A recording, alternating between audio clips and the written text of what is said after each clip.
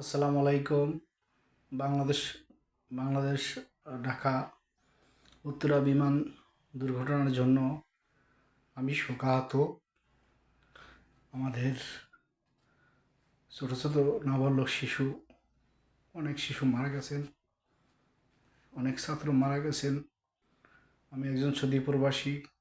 সকল প্রবাসীর উদ্দেশ্যে আমরা শোকাহত। প্রবাসীরা সবাই শোকাহত। আমরা দোয়া করি, এই রুহের মাগফিরাত কামনা করি, তার জন্য জান্নাতবাসী হন।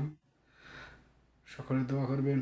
যারা অসুস্থ আছেন, যারা মেডিকেলে আছেন, তাদের চিকিৎসার জন্য সবাই অগ্রসর হন।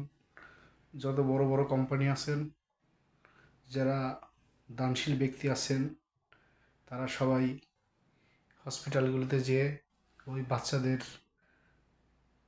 চিকিৎসার জন্য সহযোগিতা করুন।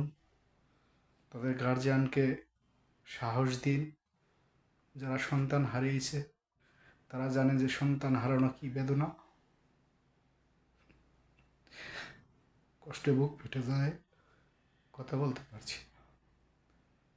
আমরা সকলের রুহুর মাগফিরাত কামনা করি, তারা যেন জান্নাতবাসী হন। যে মায়েরা যে সন্তান হারিয়েছেন, আল্লাহ যেন তাদের আত্মাকে শান্তি রাখেন। তাদের সন্তানকে হারানোর বেদনা